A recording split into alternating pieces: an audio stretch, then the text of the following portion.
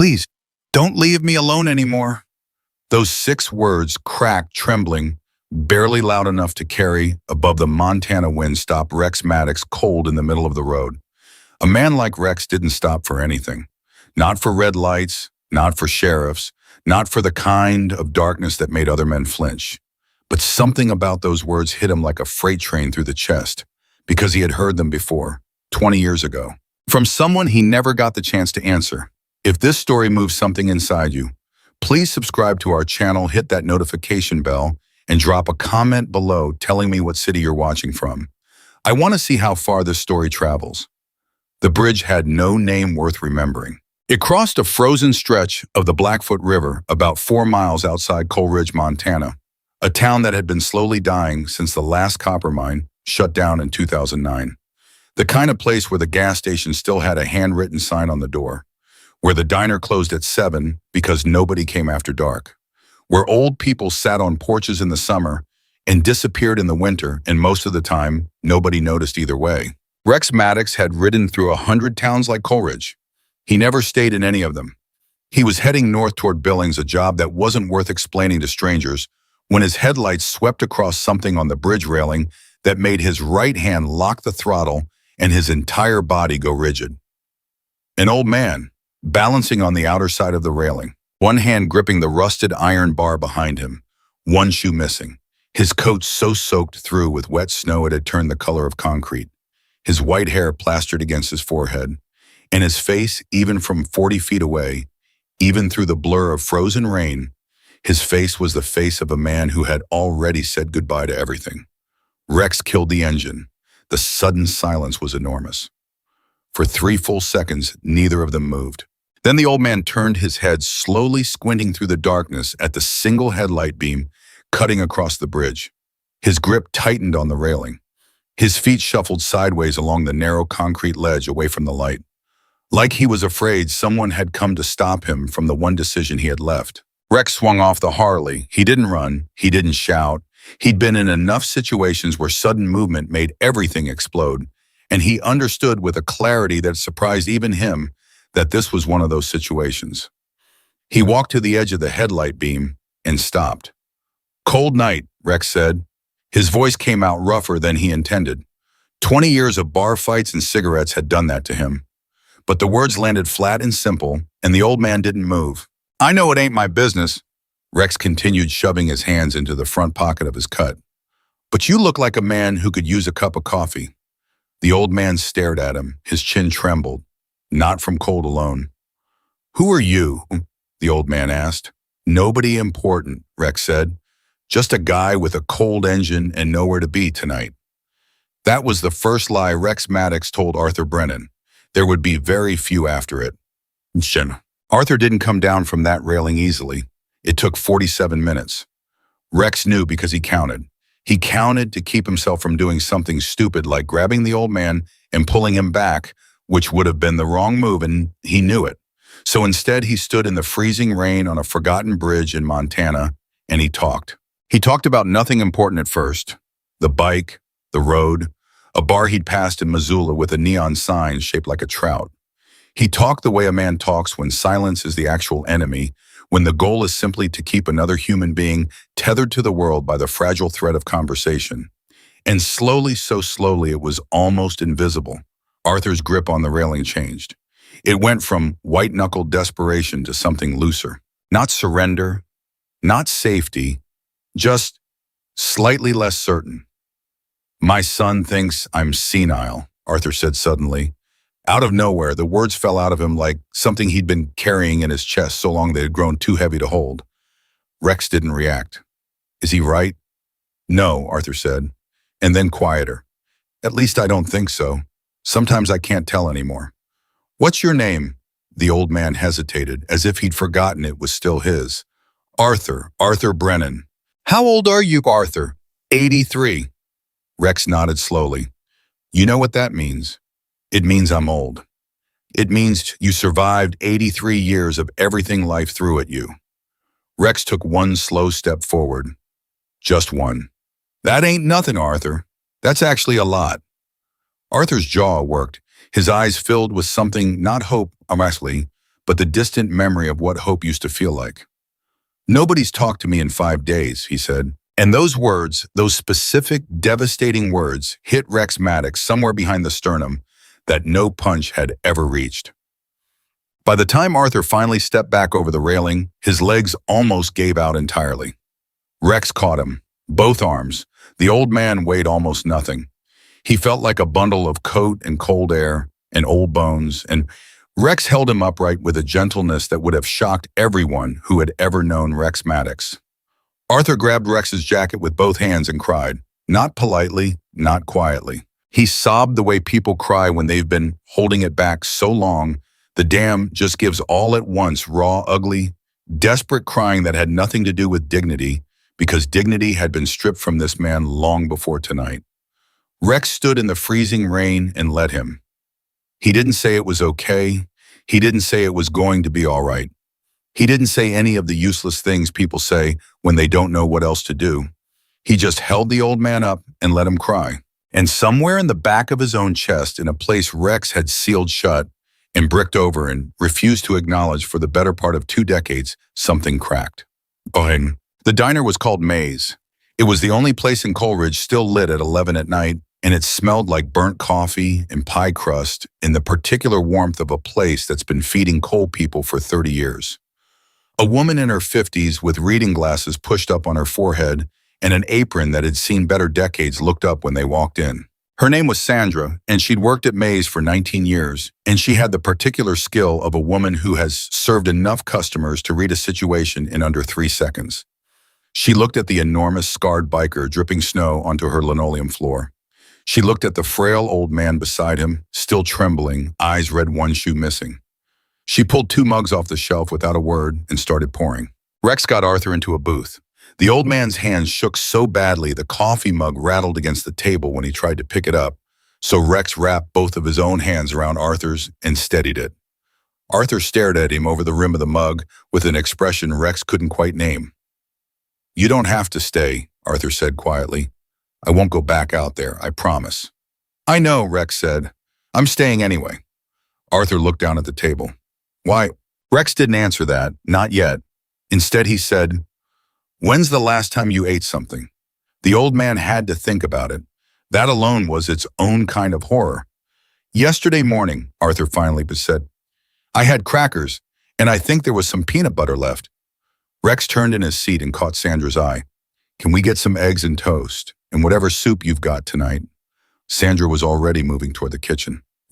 While the food came, Rex watched Arthur the way he watched people in situations where he needed to understand something fast. It was a skill he'd developed young and sharpened in prison reading what people weren't saying, the things they carried in the way they held their shoulders, the things they'd swallowed so deep they didn't even know they were carrying them anymore. What he saw in Arthur Brennan troubled him. It wasn't just grief. It wasn't just loneliness. There was something else underneath, something careful, something watchful, like a man who had learned to speak quietly because loud words had cost him something. And there was something else. When Arthur reached across the table for the sugar, his sleeve slid back. Sandra saw it first. She'd set the soup down and was reaching for the coffee carafe, and her hand stopped in midair. Rex looked. Around Arthur's wrist, both wrists he'd see later, were bruises. Not the yellowed kind that came from bumping into furniture. Not the thin purple lines of skin that bruises easily with age. These were the wide ringed bruises of restraints, the kind left by straps. Sandra looked at Rex. Rex looked at Arthur. Arthur pulled his sleeve down quickly, wrapping both hands around his soup bowl. "It's nothing," he said, without being asked, immediately, the way people say it's nothing when it's the furthest thing from nothing. "Arthur," Rex said carefully, "who did that to your wrist?" "A fell," Arthur said. "Both of them, same time." Arthur didn't answer. "Arthur." Rex leaned forward slightly, not aggressively, just enough to close the distance. "You've been alone for 5 days. You're not dressed for the cold. You had crackers for your last meal, and somebody strapped you down hard enough to leave marks like that." He paused. "I'm not a cop.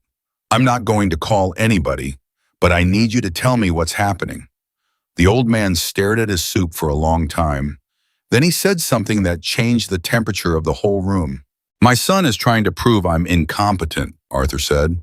so he can take everything. Like, the story came out in pieces the way bad stories always do.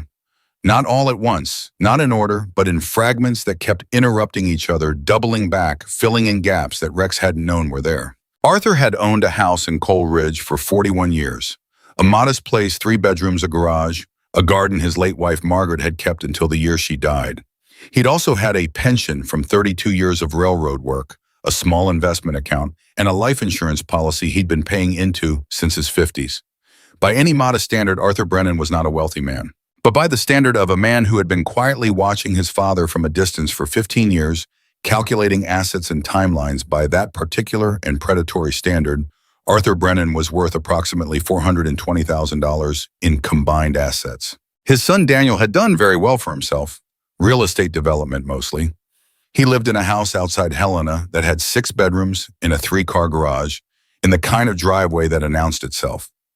He had a wife who went to fundraising galas and 2 children Arthur had met exactly 4 times since they were born. Daniel called Arthur twice a year. Christmas, Father's Day, sometimes not even then. He came back about 8 months ago, Arthur said. Out of nowhere. Said he wanted to make things right. Said he'd been thinking about me. Said he was sorry. Rex watched him. I believed him, Arthur said.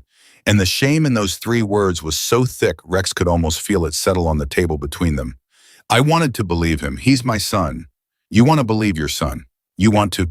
Daniel had suggested very gently that it might make sense to have Arthur's accounts consolidated for easier management. He'd brought documents. He'd brought a notary. He'd told Arthur it was just paperwork. Simplified things protected him. Arthur had signed.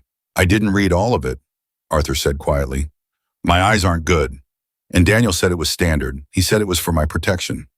3 months later, Arthur's debit card stopped working. When he called the bank, he was told the account had been transferred to a new management structure and that all inquiries should be directed to a Daniel Brennan of Helena, Montana. I called Daniel, Arthur said. He told me not to worry about it. He said he was handling it. He said I'd been making bad decisions with money and he was protecting me. Rex's jaw tightened. He kept his face neutral. Then the doctor visits started, Arthur continued. His voice had gone flat now, the flatness of a man recounting something so horrible that emotion had been wrung out of it by repetition. A doctor came to the house. Not my regular doctor, a different one. He asked me a lot of questions. Date and time. Who was the president? Could I count backwards from 100? A cognitive assessment, Rex said. That's what he called it. Arthur nodded. I don't remember all of it. That's the thing I can't figure out. I remember some things perfectly. But there are gaps, big gaps, and I don't understand why. Rex understood why. He didn't say it yet, but he understood why. Right there. Sandra refilled their coffee without being asked. She also didn't leave the area behind the counter. She was wiping the same section of countertop she'd been wiping for 15 minutes, and Rex recognized what she was doing. She was staying close. She was listening. She was a woman who had served enough people in enough pain to know when something needed a witness. The trailer, Rex said. Is that where you've been living since Daniel took the house? Arthur nodded slowly. He said it was temporary. He said he was arranging something better. He said the house needed repairs and it made more sense for him to manage it while the work was being done. He paused. That was 4 months ago. Your house is being rented out, Rex said. It wasn't a question. Arthur looked up at him sharply. I drove past it when I came into town, Rex said. There was a light on it upstairs. A different car in the driveway. Mailbox had a new name on it. Arthur stared at him. Then Arthur put his face in his hands, not crying, just holding it there, as if the weight of the confirmation was too much to carry upright. Rex gave him the silence. He let it sit. He didn't try to fill it or fix it or rush past it, because sometimes the only thing a man can do is let another man absorb the truth at whatever speed the truth can be absorbed. Then Arthur looked up, and what was on his face had changed. The grief was still there, but underneath it, or maybe beside it, something else had arrived, something harder. He told me I was confused, Arthur said. Every time I tried to ask about the accounts or the house, he'd tell me I was confused. He'd tell me I was misremembering. He'd tell me the doctors were saying I was declining and I needed to trust him to handle things. His voice dropped. I started to believe it. I started to think maybe I was confused. Maybe I was wrong about what I'd signed. Maybe I was wrong about what I'd said. He looked across the table at Rex. But I wasn't wrong, Arthur said. Was I bossed around? No, Rex said. You weren't. The word for what Daniel Brennan was doing had a clinical name, elder financial exploitation. It had a legal name too in the state of Montana, a Class C felony under the Elder Abuse Prevention Act carrying up to 5 years in prison and full restitution. Rex knew this not because he was a lawyer, but because he had spent 18 months in Deer Lodge Correctional Facility with a man named Calvin Prue, who had made the mistake of doing something very similar to his elderly mother-in-law, and had explained in considerable detail over many months of card games exactly how such things worked and exactly how people got caught. He also knew, and this was the part that made his stomach tighten, that it was remarkably easy to get away with it when you had money, local connections, and a compliant doctor willing to sign documents attesting to cognitive decline that didn't exist. Or didn't exist yet, because that was the other piece Rex had already assembled from the fragments Arthur had given him, the gaps in memory, the confusion, the inability to hold on to certain conversations. The presentation was wrong for natural dementia. It was too sudden, too selective. Arthur, Rex said carefully, the doctor who came to your house, did he give you anything, pills, a shot? Arthur frowned. He called it a vitamin supplement. He said it was to help with memory. Rex kept his face very still. Do you still have it? Daniel took it. He said he'd refill it. Of course he did. It was past midnight when the bell above the diner door jangled. Rex heard the sound of boots on linoleum. He heard Sandra's posture change, the subtle shift of someone who has just encountered something they weren't expecting and is deciding how to respond. He turned in the booth. 3 men stood just inside the door. Not cops, not locals. The kind of men who wore their usefulness on the outside, built for presence, for making rooms feel smaller. The one in front was maybe 35, with the particular look of someone who'd learned to be intimidating as a profession. Arthur Brennan, the man said. Not a question. Arthur's whole body went rigid beside Rex. Time to go, the man said. Mr. Brennan says you've been missing for a few hours. He's been worried about you. Rex stayed very still in his seat. Mr. Brennan, the man said again, looking directly at Arthur. Now his voice taking on the soft, rehearsed patience of someone who had done this before. Your son is very concerned. He just wants to make sure you're safe. Arthur looked at Rex. Rex looked at the 3 men. Then Rex set his coffee mug down with a sound that was just slightly too deliberate. He's not going anywhere tonight, Rex said. The man's eyes moved to Rex, took him in the size, the cut, the particular quality of stillness that men who've done serious violence carry like a second skin. Rex watched the calculation happen behind the man's eyes, watched the confidence dip just slightly before the man reassembled it. This doesn't involve you, the man said. It does now, Rex said. Sit down or leave. Those are the options. Sandra had her hand on the phone behind the counter. The 3 men looked at each other. They left. Arthur's breath came out in a long, shaking exhale. They'll tell Daniel, he said. Good, Rex said. Arthur stared at him. Good. The worst thing Daniel Brennan can do right now is show up here, Rex said. Trust me. He meant it. Because Rex Maddox had spent 20 years learning one particular truth about men like Daniel Brennan. They were only dangerous when their victims were alone. And Arthur Brennan was not alone anymore. No. Around 1 in the morning, Sandra brought pie she hadn't been asked for. She set it down 2 slices apple, the kind of honest, straightforward pie that didn't pretend to be anything other than what it was. And she looked at Arthur and she said quietly, My mother was in a situation like yours, few years back. We didn't know until it was too late to fix certain things. Arthur looked up at her. I'm sorry, he said. Don't be sorry, Sandra said. I'm just telling you so you know I understand what you're sitting in right now. And so you know, she looked at Rex, then back at Arthur, that some people show up when it matters. She went back to the counter. Arthur stared at the pie for a moment. Then he picked up his fork. It was such a small thing, a man picking up a fork and eating a slice of pie at 1 in the morning in a half-empty diner in a dying Montana town. But Rex felt it as something significant, something about the way Arthur's shoulders came down half an inch, the way he chewed slowly and deliberately, like a man rediscovering the simple animal fact of being fed. My wife used to make apple pie, Arthur said after a while. Yeah, better than this, Arthur said. And then unexpectedly, don't tell her I said that. Rex looked at him. Arthur glanced sideways with an expression that was just faintly the beginning of a smile. And Rex, for the first time in longer than he could specifically remember, felt something loosen in his own chest. By 2 in the morning, Rex had made 3 calls he didn't tell Arthur about. The first was to a woman in Missoula named Carla Webb, who ran a legal advocacy nonprofit focused on elder abuse cases and who owed Rex a favor from circumstances he preferred not to detail. The second was to a man named Dutch, his club's road captain out of Great Falls, who had connections Rex needed and the discretion not to ask questions about why. The third was to a retired state investigator named Harold Sims, who had left the Montana Department of Justice under complicated circumstances involving a case he hadn't been allowed to pursue. None of these people said no. Rex came back to the booth where Arthur had fallen asleep, sitting upright, with his head tilted against the window. Sandra had put a folded jacket under his head at some point. She was reading a magazine at the counter, and she looked up when Rex sat back down. "What are you going to do?" she asked quietly. Rex looked at Arthur sleeping. The old man's face in sleep was different from his face awake, the vigilance gone out of it, the years of careful watchfulness dissolved until what was left was something that looked almost like peace.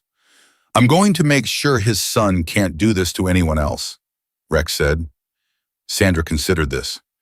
"That sounds like it could get complicated." "Probably," Rex said. "You do this kind of thing a lot." Rex thought about it. "No," he said. "This is different." He didn't explain why it was different.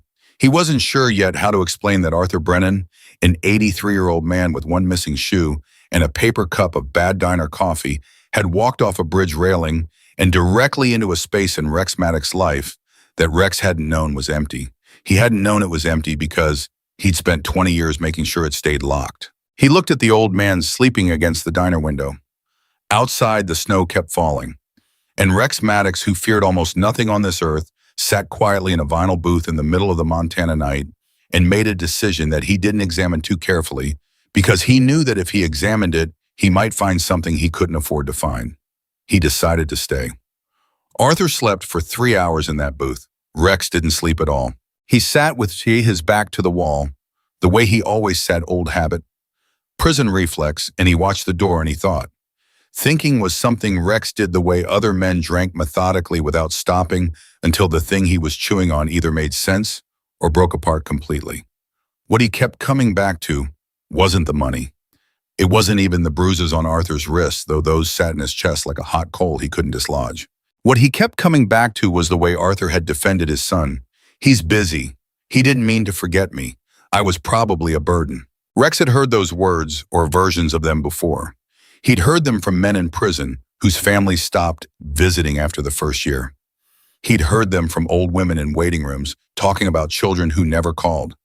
He'd heard them his whole life from people who had been failed so thoroughly and so repeatedly by the people who were supposed to love them that they'd quietly restructured their understanding of reality to make the failure their own fault. It was a specific kind of damage, the kind that didn't leave marks you could photograph. Around 4 in the morning, Sandra brought him a fresh cup of coffee without being asked, and she stood at the end of the booth for a moment and said quietly, "I called my sister. She's got a spare room if he needs it." Rex looked up at her. "You don't even know him." "I know enough," Sandra said. She went back to the counter. Rex stared at his coffee. He thought about his father. He thought about a phone call he hadn't made when he should have made it, and a funeral he'd attended in handcuffs with 2 corrections officers standing behind him, and a grave in a cemetery outside Butte that he'd visited exactly once since his release, standing there in the rain with nothing useful to say. He stopped thinking about his father. He drank his coffee and watched the door. Starring. Daniel Brennan arrived at 6:47 in the morning.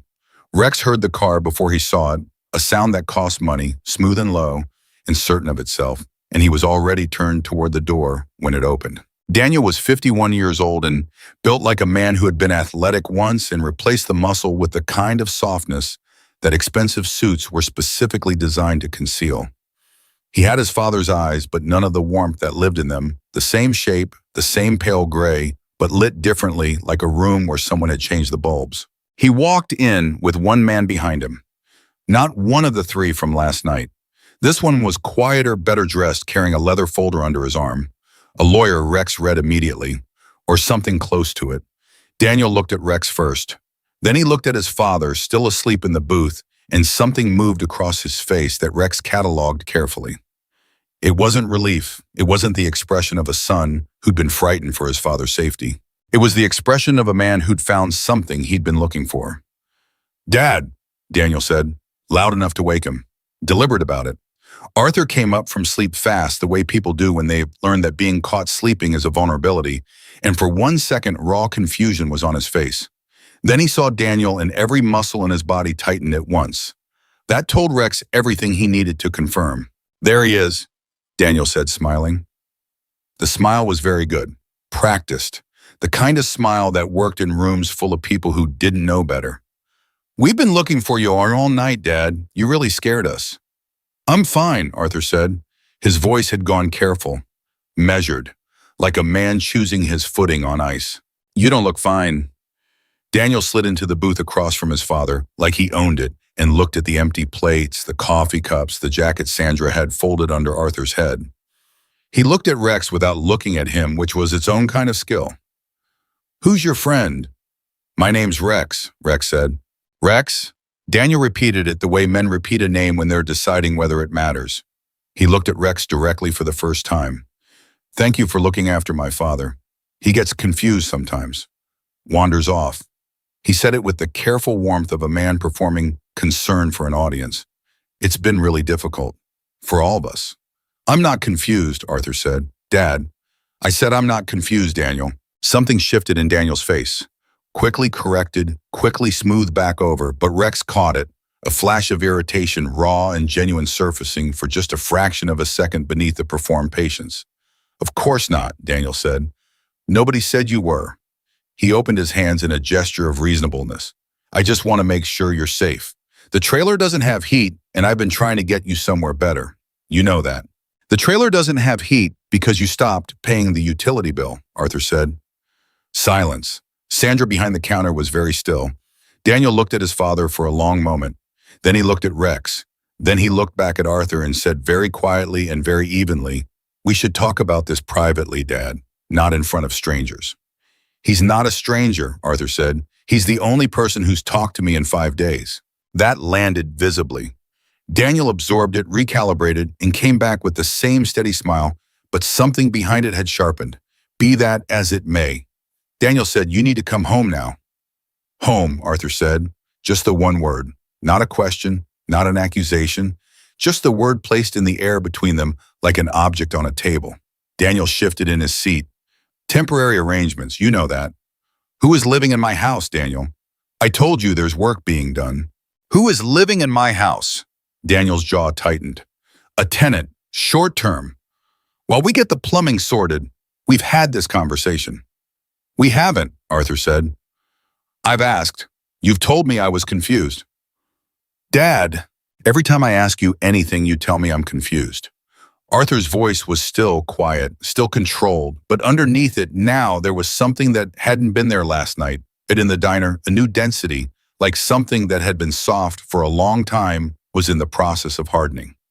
"You tell me I misremember. You bring doctors to the house and ask me to count backwards, and then you look at me like I'm a problem you're in the middle of solving." The man with the leather folder shifted his weight. Daniel looked at Rex again, and this time the look was different. It was the look of a man who was deciding how seriously to take an obstacle. "I don't know what my father's been telling you," Daniel said, "but he has a diagnosed cognitive condition. He confabulates, invents memories that didn't happen. It's a symptom, it's sad, and we've been dealing with it as a family, and I'd appreciate it if you didn't encourage these." "He doesn't have a diagnosed cognitive condition," Rex said. Daniel blinked. "He has a son who's been putting something in his vitamin supplements," Rex said, "and a doctor willing to sign off on paperwork that didn't describe a real medical situation. And that's a different thing entirely." The leather folder man put one hand on Daniel's arm, not subtle. Daniel looked at Rex for a long moment. Then he stood up. "I'm going to ask you one more time to stay out of this," Daniel said. His voice had changed, the warmth was gone, and what was underneath was much more honest and much less pleasant. "This is a private family matter. It stopped being private when your father was on a bridge railing in the middle of the night, Rex said. Daniel looked at Arthur. Something moved through his expression that Rex watched carefully. Not guilt, not grief, not any of the things a person might expect from a son, hearing that his father had nearly taken his own life. What moved through Daniel Brennan's face was the look of a man running a calculation. "I'll be outside," Daniel said to his father. "When you're ready to be reasonable, come to the car." He walked out. The leather folder man followed him, but he paused at the door and looked back at Rex with an expression that was professional and cold and communicating something specific, that Rex's involvement had been noted and that it would have consequences. Rex noted that back. The door closed. Arthur sat very still. Rex watched him. "He's not going to stop," Arthur said finally. He wasn't asking. He was just saying what was true. "No," Rex said, "he's not. He has lawyers. He has the doctors. He has people in this town who do what he says because he writes checks." Arthur looked down at his hands on the table. "I'm an 83-year-old man with no money, no lawyer, and a son who's convinced half the people in this county that I'm not competent to manage my own affairs." "He has all of that," Rex agreed, "and you have something he doesn't." Arthur looked up. "The truth," Rex said, "and people who are going to help you use it." Arthur studied him the way old people study things they want to believe but have been disappointed by enough times to approach carefully. "Why?" he said. "I keep asking myself why. You don't know me. You don't owe me anything. You just—" He stopped, shook his head. "Why would you do this?" Rex was quiet for a moment. "I had a father," he said finally. "Wasn't good to him. Wasn't there when I should have been.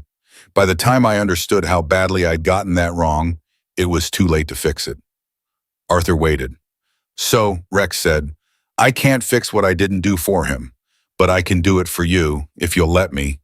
The old man looked at him for a long time. "You're a strange man, Rex," Arthur said. "Yeah," Rex said, "I know." Carla Webb called at 8:15. Rex stepped outside to take it while Sandra sat with Arthur and refilled his coffee, and they talked about something Rex couldn't hear through the glass, but he watched Arthur's face as he talked to her, and the careful tightness in it loosened incrementally the way ice loosens when water moves beneath it. "Tell me what you have," Carla said. She had the voice of a woman who had been cutting through other people's nonsense for 25 years and had stopped being impressed by the volume of it. Rex told her. All of it. The supplements, the bruises, the signatures, the tenant in Arthur's house, the doctor, the connection to local officials. Carla was quiet for 3 seconds after he finished. "How old is he?" she said. 83. "How long has this been going on?" 8 months at least, probably longer. "And nobody flagged it," she said. "No social services visit, no wellness check, nothing." "His son donates to the county commissioner's re-election fund," Rex said, "and the local church restoration project, and the high school football program." Carla made a sound that wasn't quite a word. "I need anything you can get me on the doctor," she said. "Name practice where he's licensed. And I need a record of the financial transfers. If Arthur remembers anything specific, dates, amounts, anything." "Working on it," Rex said. "Rex," she paused. "This isn't small. If what you're describing is accurate, this man isn't just exploiting his father. This is systematic. This is a pattern." "I know," Rex said, "which means there are probably others." "I know that too," he said. He went back inside. The name of the doctor was Bernard Leake. Arthur remembered it because it was the kind of name that stuck clean and slippery at the same time.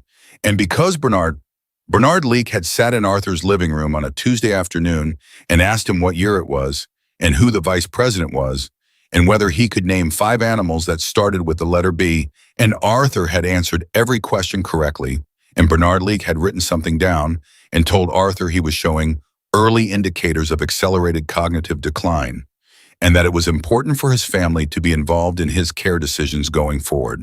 Arthur had asked to see what he'd written. Bernard Leake had said the notes were technical and would be explained to Arthur's designated family representative. Arthur had asked who his designated family representative was. Bernard Leake had said Daniel Brennan. Arthur had said he hadn't designated anyone. Bernard Leake had shown him a form with Arthur's signature at the bottom. Arthur looked at the signature for a long time and said he didn't remember signing it. Bernard Leake said that was consistent with his condition and suggested that Arthur try not to get upset as stress could accelerate symptoms. That was 6 months ago. When Rex heard this sitting in the diner booth with Arthur walking him through it step by step, he felt something cold move through him. Not anger exactly, something more precise than anger. The particular feeling of looking at a mechanism, all the interlocking pieces, the careful construction of it, the deliberate architecture of a trap, and understanding that it had been built by someone who had put real thought into it. This wasn't impulsive. This wasn't a son who'd gotten desperate and done something reckless. This was planned. The supplements, Rex said. How long had you been taking them before the gaps in memory started? Arthur thought about it. Maybe 3 weeks, a month. And before the supplements, did you have any memory problems? No more than anyone my age, Arthur said. I forgot where I put my keys sometimes. I'd lose a word in the middle of a sentence, normal things. And after? Arthur looked at the table. It got worse, fast, He stopped. Not losing keys, bigger things. Whole conversations I couldn't remember. Waking up and not knowing what day it was. Once I couldn't remember Margaret's birthday, and I've known that date for 60 years. Rex said nothing. I thought I was dying, Arthur said quietly. I thought my mind was just going the way people's minds go. He paused. Daniel was very kind about it. He told me it was okay. He told me that's what he was there for, to help me through it. The cold feeling in Rex moved lower and settled somewhere it was going to stay for a while. Arthur, Rex said carefully, if the supplements were causing what was happening to your memory, and I think they were, how do you feel right now compared to last week? Arthur blinked. He sat with the question for a moment, actually taking stock. Better, he said slowly. Clearer. I thought it was the sleep or the food, but when did you last take one? 4 days ago, before the heat went out. I ran out and Daniel hadn't brought more. Rex nodded. 4 days without whatever was in those supplements. 4 days to start thinking clearly enough to climb a bridge railing and know why he was doing it. Which meant the same 4 days had given Arthur back just enough of himself to refuse to disappear quietly. Dutch arrived at 9:30 in a pickup truck that had seen more miles than most commercial vehicles, with a box of equipment in the back and the particular unhurried competence of a man who had been solving problems that didn't fit on official forms for the better part of 30 years. He shook Rex's hand, looked at Arthur and said, You the one my boy spent the night in a diner for? I suppose I am, Arthur said carefully. Huh, Dutch said. He sat down, poured himself coffee and looked at Rex. What do you need? Rex laid it out. He needed records, specifically any financial transactions touching Arthur's accounts in the last 8 months. He needed information on Bernard Leake's medical license and any prior disciplinary actions.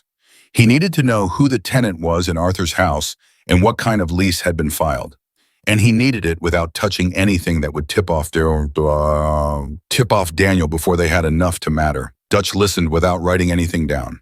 The supplements, Dutch said when Rex finished. You think it was something specific? Something that mimics dementia symptoms short-term, Rex said. There are things that'll do that. Not hard to get if you know where to look, and you've got a doctor willing to sign off on the prescription. Dutch looked at Arthur. You still have any of them, the pills? Daniel took the bottle, Arthur said. The bottle, Dutch said. But did you have any loose, in a pocket, a drawer, a coat? Arthur thought about it. His expression changed. My other coat, the one in the trailer. I put 2 of them in the pocket last week because I thought I might forget to take them. I never went back for the coat. Dutch looked at Rex. Rex said, Where's the trailer? The trailer was unlocked. That was the first thing, not surprising, not for a man who had nothing left worth taking, but still something that hit Rex low when Arthur pushed the door open and the cold air inside hit them both, and it became immediately evident that it was barely warmer inside than out. Arthur walked through his own space with the careful, diminished movements of a man who has been made to feel that he's occupying something that doesn't belong to him anymore. He touched things lightly, moved around the small table past the narrow cot with its single thin blanket, to a coat hung on a hook near the door. He reached into the right pocket, pulled out 2 small capsules in a plastic sandwich bag. Dutch took it from him with a gloved hand, sealed it in an evidence bag he'd pulled from his jacket, and labeled it with a marker. That's enough, Dutch said. If this is what I think it is, that's enough. Rex watched Arthur standing in the middle of the trailer, holding his coat, looking around at the space that had been the whole of his life for 4 months. A cot, a hot plate, a small stack of books on the floor, a framed photograph on the narrow shelf above the cot, a woman in a garden, dark-haired, laughing at something off camera, caught in the particular way that photographs catch people at the exact moment they forgot they were being watched. Margaret. Arthur picked up the photograph, held it. "I can't stay here," Arthur said. "You're not staying here," Rex said. Arthur looked at him. "Let's go," Rex said. "Did." They were back in the truck when Rex's phone rang. He didn't recognize the number. He answered it anyway. "Mr. Maddox," a man's voice, professional, measured, the leather folder man from the diner. "My name is Grant Ellison. I represent Daniel Brennan. I want to be very direct with you about something." "Go ahead," Rex said. "You're currently involving yourself in a private guardianship matter involving a man with documented cognitive decline and his legal family representative. I'd encourage you to understand that what you're doing could expose you to significant legal liability interference with a guardianship arrangement potentially contributing to the flight of a ward." "Tell me something," Rex said. "Did Daniel have you on call last night, waiting to see what happened with the old man on the bridge, because that's a fast turnaround on paperwork?" Silence. Brief, carefully controlled silence. "I'd encourage you to think very carefully about your next steps," Ellison said. "I'd encourage you to look up the name Carla Webb," Rex said. "Montana Elder Justice Project. She's already been briefed, and she's already made 3 calls this morning." Another silence. Longer. "You should also know," Rex said, "that we have a physical sample from the supplements Arthur Brennan was given, and a lab that can process it by end of business today." He paused. "So when you talk to Daniel, you tell him that the window for this to be a private matter closed about 12 hours ago." He ended the call. Dutch was watching him from the driver's seat. "Do we actually have a lab that can process it by end of business?" Dutch asked. "We will in about 20 minutes when you call your guy in Great Falls," Rex said. Dutch nodded. "Right." He started the truck. "Where are we going?" Rex looked in the side mirror. Down the road behind them, a black car had pulled to the shoulder and stopped, watching. "Somewhere Daniel doesn't know about," Rex said, "and somewhere Arthur can eat a real meal and sleep in a real bed." From the back seat, Arthur said quietly, "I haven't done that in a long time." Neither of them answered that. They didn't need to, because some things don't need answering. They just need witnessing. And Rex Maddox, who had spent most of his adult life being something people crossed the street to avoid, found himself gripping the door handle of a truck in the Montana morning and understanding with a clarity that surprised him that he was exactly where he was supposed to be. Behind them, the black car pulled back onto the road, following. Rex watched it in the mirror and felt something that wasn't quite fear and wasn't quite anger. It was the feeling of knowing a fight was coming, and for the first time in a long time, the fight was worth having. The black car followed them for 11 miles before Dutch lost it on a county road that didn't show up correctly on most navigation systems. Dutch knew the road because he'd grown up in this part of Montana and had spent a considerable portion of his 20s learning which roads went where and which ones disappeared into themselves and which ones came out somewhere unexpected. It was the kind of knowledge that had no legitimate professional application and a great many illegitimate ones, and right now Rex was grateful for every mile of it. They ended up at a property outside a town called Garrison, a small house that belonged to a woman named Bev, who was Dutch's cousin twice removed, and who asked 0 questions when Dutch called ahead and said he needed somewhere quiet for a couple of days. Bev showed them in, pointed at the kitchen, told Arthur the bed in the back room had fresh sheets, and left for her sister's house in Deer Lodge, without looking back. Arthur stood in the kitchen and looked around and said, "She didn't even ask who I was." "Bev doesn't need reasons," Dutch said. "She needs about 48 hours of advance notice and somebody to water her plants, and Dutch delivers on both." He pulled open the refrigerator. "You want eggs?" Arthur sat down at the kitchen table. Rex watched him sit the particular way he lowered himself into the chairs, careful and deliberate, like a man who'd learned that comfort was something that could be taken away, and so approached it cautiously. "Arthur," Rex said, "I need to ask you something, and I need you to think about it carefully." Arthur looked at him. "Were there ever other people at the house when Daniel visited, or when the doctor came? Other older people, neighbors, he brought up in conversation, people he mentioned having helped?" Arthur was quiet for a moment, Then his expression shifted, something surfacing through the fog of the last several months, something specific. There was a woman, Arthur said slowly. Helen Marsh. She lives about 6 miles east of town on the old Marsh property. Widowed. Her husband, Roy, passed 2 years ago. He paused. Daniel mentioned her once, said he'd been helping her with her estate since she had no family close by. He said it like it was like he was being charitable. Rex and Dutch looked at each other. How old is Helen? Rex asked. 80 maybe? 81. Does she have the same doctor, Leek? Arthur thought about it, and then quietly with the particular horror of a man watching two separate things connect into something larger than either of them. He mentioned her name at one of the appointments. I didn't think anything of it at the time. He just said Bernard had been out to check on her as well. I thought it was because... He stopped. I thought it was because Daniel was being a good neighbor. The kitchen was very still. He's not doing this just to you, Rex said. Arthur closed his eyes. How many people are in that county alone who fit the same description?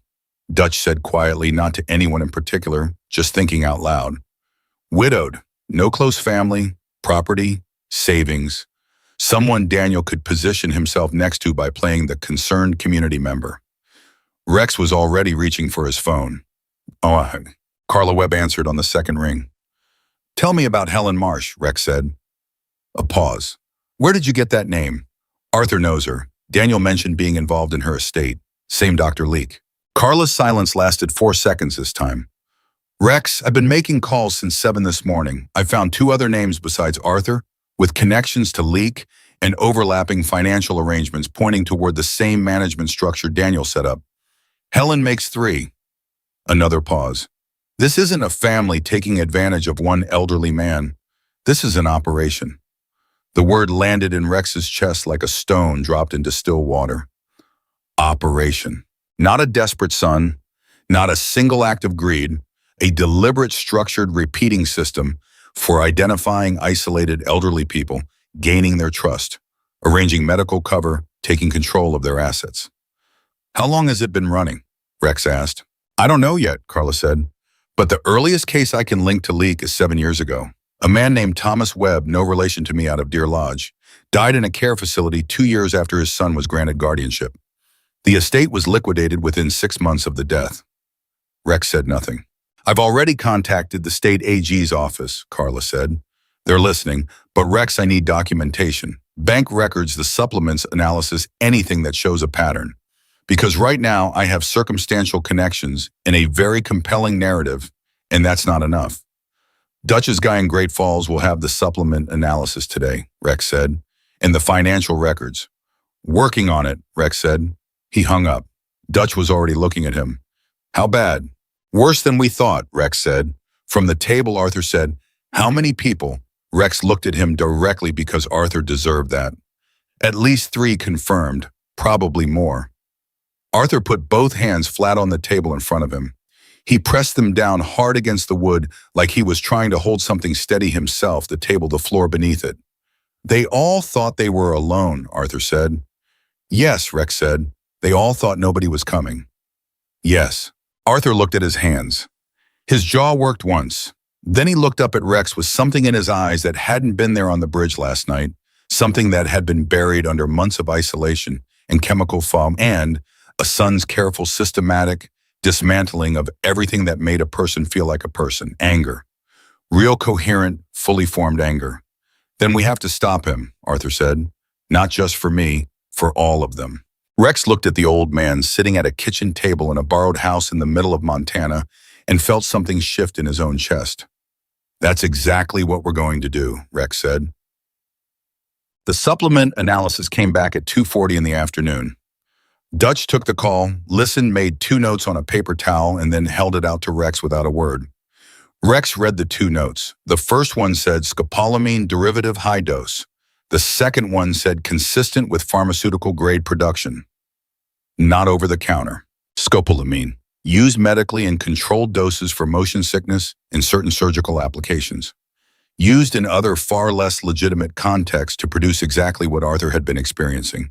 Confusion, memory gaps, disorientation, a presentation that in an elderly patient looked indistinguishable from accelerating dementia. And in a patient who was already being evaluated by a compliant physician, it produced exactly the kind of documentation that made guardianship applications very clean and very difficult to challenge. Rex sat with that for a moment. Then he thought about the careful, practiced warmth of Daniel Brennan's smile in the diner that morning. The way he'd said it's been really difficult for all of us, the performance of it, the fluency. A man who had done this before didn't get that fluent overnight. He called Carla. Scopolamine derivative, he said when she picked up. Her breath caught audibly. High-dose pharmaceutical grade, Rex continued. Dutch's guy says it's not something you compound at home. Someone with real pharmaceutical access is producing it or sourcing it. That connects leak directly, Carla said. A general practitioner doesn't prescribe scopolamine in those doses. He either has a supplier or he has a compounder. Either way, that's a criminal chain with more than 2 people in it. Which is why Daniel wasn't worried about being caught, Rex said. He had enough people inside the system to cover every angle. Not every angle, Carla said. Rex, the AG's office, called me back. They want to meet today if possible. Rex looked across the room at Arthur, who was sitting in a chair with Bev's orange cat on his lap. One hand resting on its back, looking out the window, with the expression of a man who was somewhere between the present moment and somewhere very far away. Arthur has to be there, Rex said. He has to be willing, Carla said. This isn't going to be easy. Daniel's lawyers are going to come after his credibility. They're going to use every piece of that medical documentation leak manufactured. They're going to put him in a room and try to make him look confused in front of people who matter. He can handle it, Rex said. Are you sure? Rex watched the old man's hand resting on the cat. Yeah, Rex said. I'm sure. He told Arthur that evening. Laid it out straight, the scopolamine, the AG's office, what the meeting would look like, what the lawyers would try to do, what was going to be asked of him. Arthur listened without interrupting. When Rex finished, Arthur was quiet for a long moment. Then he said, what if I freeze? What if I sit in a room full of official people and I can't? What if the words don't come right? Then I'll be in the room with you, Rex said, and Carla will be there, and you'll say what you know to be true, and that will be enough. You can't know that, Arthur said. No, Rex said, but here's what I do know. Daniel spent 8 months making sure you didn't trust yourself. That was the whole point. Every time you pushed back, he told you that you were confused. Every time you asked a question, he told you that you were misremembering. He needed you to doubt yourself completely. Because a man who doubts himself either doesn't walk into a government office and tell the truth about what was done to him. Arthur looked at him. So the most dangerous thing you can do to Daniel Brennan right now, Rex said, is walk into that office and talk. Arthur was quiet again. Then you're better at this than you let on. Rex almost smiled. I've had practice convincing people to do things that scared them. Was it usually illegal things? Usually, yeah, Rex said. This is an improvement. Arthur looked at him with something that might have been warmth, if warmth were very old and very tired and had recently been through something that ought to have destroyed it. All right, Arthur said. I'll do it. The meeting with the AG's investigative team was set for 10 the next morning at a field office in Helena. Rex drove.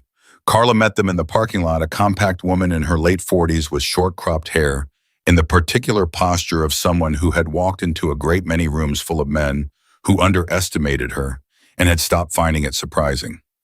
She shook Rex's hand, held Arthur's for a moment longer, looked him in the eyes and said, "You're not alone in this room. That's the first thing you need to know." Arthur nodded. The investigator's name was Karen Chu, 38, maybe 40, with the focused, unhurried quality of someone who had heard a lot of bad stories and had developed the capacity to hear one more without letting the weight of it knock her sideways. She listened to Arthur for 2 hours. She asked careful, specific questions, not leading, not loaded, not the kind that shaped the answer they wanted, the kind that opened doors and let Arthur walk through them at his own pace. And Arthur walked through them. He talked about the supplements, about the signatures he didn't remember, about Bernard Leake sitting in his living room with a clipboard, about the morning he called the bank and discovered his account had been transferred, about the phone calls to Daniel where every question he asked got folded back into a confirmation of his own unreliability. He talked about Margaret, about the photograph on the shelf in the trailer, about coming home one day to find a stranger's car in the driveway of the house he'd lived in for 41 years and standing on the sidewalk outside it, not knowing what to do with his own hands. He talked about the bridge. Karen Chu did not look away during any of it. When Arthur finished, she closed her notebook and she said, "Mr. Brennan, I want to tell you something. Not as an investigator, just as a person. What was done to you was precise and deliberate, and it took real effort to hide it. The fact that you're sitting in this chair right now, telling me about it, means it didn't work the way it was supposed to." Arthur looked at the table. "It almost did," he said.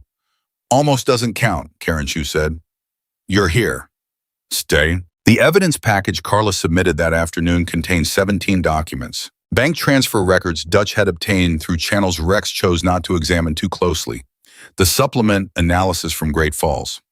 A copy of Bernard Leake's licensing history, including a malpractice complaint from 8 years ago in Billings that had been settled quietly and sealed. Photographs of the forged signature on Arthur's medical proxy form, the signature compared side by side with Arthur's actual signature on a document from 14 years ago, showing discrepancies that a handwriting expert could articulate in a courtroom. And one more thing, Helen Marsh. Carla had reached Helen that morning through a neighbor, and Helen, 80 years old, living on her own, whose estate management had been quietly transferred to a financial oversight company that turned out to be a shell entity connected to Daniel Brennan, through 2 layers of incorporation, had said 6 words that Carla had written down verbatim in her notes. "He told me I was confused too." 6 words. The same 6 words from a different woman in a different house, in a different corner of the same county. The same playbook. The same script. The same deliberate, careful architecture of isolation and self-doubt. When Rex heard this, he went quiet in a way that Dutch recognized and stepped back from. Because there was a specific quality to Rex Maddox's silence when he was deciding something. It was different from the silence of a man who had nothing to say. It was the silence of a man who had decided that what he was thinking should probably stay inside a little longer before it came out, because what was coming out of it was going to have consequences. "He's going to know by tonight," Rex said finally. "The AG's office will have served notice on Leake by end of day. Someone in that system will tip Daniel off. Maybe Leake himself." "Most likely Leake," Carla agreed. "Which means Daniel is going to move," Rex said. "He's going to try to do something fast to get ahead of this. To frame it. To make Arthur look like the instigator, the unstable party, the old man who got manipulated by a criminal." He looked at Carla. "Am I wrong?" "No," Carla said. "His lawyers are already working on a narrative.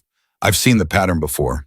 The next thing they do is file an emergency guardianship motion claiming Arthur is in crisis in the care of a dangerous individual, meaning you and needs to be brought back under the family's supervision immediately." Rex nodded slowly. "How long before they can get that in front of a judge? If they have the right judge, 24 hours. Do they have the right judge?" Carla looked at Rex with an expression that was honest and not entirely comfortable. "I don't know. Not yet." The thing about a man like Daniel Brennan was that his power wasn't just his money. It was the texture of his presence in a place, the donations, the endorsements, the handshakes that had happened at dinners. Rex would never be invited to. It was the way men like Daniel inserted themselves into the connective tissue of a community until they were threaded through it, and pulling them out meant accepting that something was going to tear. Rex had always operated in the spaces where official power stopped working. He understood now that this was one of those spaces. The call came at 7:47 that evening. Rex's phone, unknown number. He answered. "Mr. Maddox?" Not Ellison this time. Daniel's own voice, the warmth entirely gone from it now, the performance stripped away. What was underneath was flat and precise in the way that certain dangerous things are precise. "I think it's time we talk directly." "I'm listening," Rex said. "I want my father back," Daniel said, "tonight. And I want you gone from this situation permanently. In exchange, I'm willing to make certain." "No," Rex said. Silence. "You haven't heard the offer," Daniel said. "I don't need to," Rex said. "You're about to offer me money, or tell me to walk away before things get complicated for someone with my record. Or both." And the answer is no. Another silence. Longer. "You're making a mistake," Daniel said. I've made a lot of mistakes, Rex said. This isn't one of them. You don't know what you're dealing with, Daniel said, and now there was something under the flatness, not emotion exactly, but pressure, the quality of a man who was accustomed to being the last word in a room and was finding the experience of not being so genuinely disorienting. I've been building this for years. I have relationships in this county, in this state that you cannot touch. I have people who owe me things. I have lawyers who get paid more in a month than you've probably made in the last 5 years. Rex said nothing. Your friend is an old man with a documented medical history of cognitive impairment, Daniel said. Whatever he's told the AG's office, I have paperwork that contradicts it. I have a doctor who will testify. I have financial records that show I was acting in my father's best interest. A pause. And you, a former Hell's Angel with 18 months in Deer Lodge, you're the alternative. You're the responsible party. Rex held the phone and breathed. There it was. The precise center of Daniel Brennan's strategy, not fighting the evidence, not disputing the documents, making Rex the story, making the terrifying biker the danger in the room, so that everything Arthur had said became the testimony of a confused old man in the hands of a violent criminal. So that when a judge looked at the situation, the question wasn't whether Daniel had drugged his father, it was whether Arthur was safe. It was smart. It was the smartest move Daniel had. And Rex knew it. Let me ask you something, Rex said. Daniel waited. When's the last time your father laughed? Silence. I'm serious, Rex said. When's the last time you heard your father actually laugh? Not at something on TV, not politely. When's the last time he said something that made you genuinely not expect it, and you both laughed, and for a second the whole thing between you was just two people? Nothing. I heard him laugh today, Rex said. First time in God knows how long, over nothing important. Just a cat that didn't want to move off a chair and an old man who thought that was funnier than it had any right to be. He paused. You ever gave him that? The line was quiet for a long moment. Sentimentality, Daniel said finally, his voice careful again, recalibrated, is not a legal strategy. No, Rex said, but scopolamine in a supplement bottle is a felony, and so is forging a medical proxy, and so is financial exploitation of a vulnerable adult, and the AG's office has all three. He ended the call. Dutch was watching him from across the room. He's going to come hard tomorrow, Rex said. Yeah, Dutch said. He's going to try to use my record. Make Arthur look unstable. Emergency guardianship motion, maybe tonight, maybe first thing in the morning. Yeah, Dutch said again. Rex looked at his phone for a moment. Then he looked at the closed door of the back bedroom where Arthur had gone to sleep an hour ago, in a real bed for the first time in months. And he made a decision he hadn't been planning to make. He opened his phone, went to his contacts, and found a number he hadn't used in 4 years. A journalist named Pete Corrigan, Great Falls Tribune, a man who had written a piece on elder care conditions in Montana state facilities 2 years ago that had cost 3 administrators their jobs and started a legislative review. Rex typed one message. Got a story that's bigger than anything you've run this year. Daniel Brennan, Coleridge, call me. He set the phone down. 3 minutes later it rang. Otishug. Pete Corrigan was in Garrison by 11 that night. He was a thin man in his mid-40s with a recorder he'd had since college and the specific focused energy of a journalist who had been waiting for a story worth getting up for. He sat at Bev's kitchen table with Rex and Carla and Dutch and listened. When it was over, he was quiet for a moment. Then he said, How many victims confirmed? 3 named, Carla said. Helen Marsh, Arthur Brennan, a man named Thomas Webb who died 2 years ago.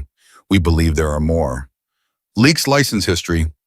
Malpractice complaint 2016, settled sealed. We have documentation. The supplement analysis. Certified lab result, Dutch said and slid it across the table. Pete Corrigan looked at it for a long moment. If this goes where I think it goes, he said slowly, this isn't a county story. This is a state story. And if there are victims across county lines, it's a federal story. It's already in front of the AG, Rex said. Pete nodded. He looked toward the back room. Can I talk to him tomorrow before the AG meeting?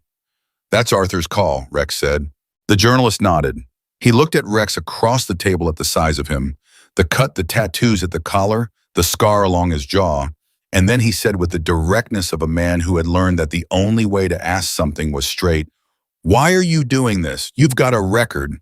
You've got zero legal standing in this. Daniel Brennan is going to make you the villain in his story. Why not walk away? Rex looked at him. Because somebody should have done it a long time ago, Rex said. For Arthur, for Helen, for all of them. He paused. And because nobody did. Pete Corrigan looked at him for another second. Then he uncapped his pen. Start from the beginning, he said. The bridge. All of it. And outside, the Montana night sat cold and enormous around a small house where an old man slept without fear for the second night in a row. Not knowing yet that by morning his story would no longer be a private thing. Not knowing that by morning the careful architecture Daniel Brennan had built over 7 years was about to meet the one thing it had never been designed to survive, the truth moving too fast to contain. Pete Corrigan's article went live at 6:45 the next morning. Rex found out because Dutch walked into the kitchen at 6:50, holding his phone out without saying a word, and the headline on the screen read, Montana developer accused of systematic elder exploitation, at least 3 victims. A G investigation confirmed. By 7:15, the Great Falls Tribune website had crashed from traffic. By 7:30, 2 television stations in Helena had called Pete Corrigan directly. By 8, a reporter from the Associated Press had picked up the wire. By 8:20, Carla Webb's phone had stopped ringing because it was ringing so continuously that ringing had become its permanent state. Rex sat at Bev's kitchen table drinking coffee and watching it all happen with the particular stillness of a man who had set something in motion and understood that it was now larger than him. Arthur came out of the back room at 8:30 in clean clothes Carla had brought the night before, a flannel shirt, dark pants, a pair of boots that actually fit, and he stood in the kitchen doorway and looked at Dutch's phone and read the headline and didn't say anything for a long moment. Then he said, "They spelled my name right." Dutch looked at him. "Brennan," Arthur said, 2 N's. People always forget the second N. Dutch laughed, short and surprised, the kind of laugh that comes out before the person decides whether it's appropriate. Rex watched Arthur's face, the way he was holding himself, the careful uprightness of it, the effort visible in the set of his jaw. This was not a man who had woken up feeling powerful. This was a man who had woken up frightened and was choosing deliberately and with full awareness of how much it cost him not to show it. Rex respected that more than he could have explained. "How do you feel?" Rex asked. "Terrified," Arthur said simply. He walked to the table and sat down. "Pour me some of that coffee and tell me what happens today." What happened today started at 9 when Grant Ellison filed an emergency guardianship motion in Powell County District Court. Carla got the notification at 9:12 and called Rex immediately. "It's filed," she said, "emergency petition. Claims Arthur is a vulnerable adult in the unauthorized custody of a known felon, that's you, and requires immediate return to family supervision for his safety and well-being." They attached Leake's full assessment documentation. They attached Arthur's medical history, and they filed for a hearing at 2 this afternoon. 2 today, Rex said. "Can they do that?" "Emergency motions can get fast-tracked if the judge agrees there's imminent risk." The judge assigned is Wallace Pruitt. A pause with weight in it. Pruitt has received $11,000 in campaign contributions from entities connected to Daniel Brennan over the last 4 years. Rex set his coffee down. "Can we get it moved to a different judge?" Rex said. "Carla's already on it," Dutch said from the other side of the table where he'd been listening. "She filed the conflict disclosure 20 minutes ago." Rex looked at Dutch. "I was on the phone while you were still asleep," Dutch said without apology. The conflict disclosure didn't get the judge replaced. Pruitt denied the recusal request by 10:15. Carla called with it, and Rex could hear something in her voice that she was working to keep level. "He's not going to make this easy," she said. "Pruitt is going to lean toward the petition. He may not grant it outright, but he's going to make the hearing as hostile to Arthur as he can." "What does Arthur need to do?" Rex asked. "He needs to be coherent, calm, and credible," Carla said. "He needs to be more convincing than Leake's paperwork. And Rex," she paused, "he needs to do it without you in the room, because Ellison is going to argue your presence is coercive, and Pruitt will agree." Rex absorbed this. "Arthur can't be alone in there," he said. "He won't be alone. I'll be there. Pete Corrigan will be in the gallery. Karen Chu from the AG's office is coming as an observer." A beat. "But you can't be the one beside him when he walks in. That's their entire strategy. Don't hand it to them, Mom. Rex was quiet. Can he do it? Carla asked. Rex looked at Arthur across the table, who was watching Rex's face with the quiet attention of a man who understood that the conversation he couldn't hear was about him and was choosing to wait rather than ask. Yeah, Rex said. He can do it. He hung up and looked at Arthur directly. There's a hearing at 2, Rex said. Carla's going to be with you. I'm not going to be in the room. Arthur's expression didn't change. Because of your record. Because of my record, Rex confirmed. Daniel's lawyers want to make you look like a confused old man who got picked up by a dangerous criminal. If I'm standing next to you when you walk in, they've already won half the argument before you say a word. Arthur looked at his coffee cup, turned it in his hands. So I walk in without you, he said.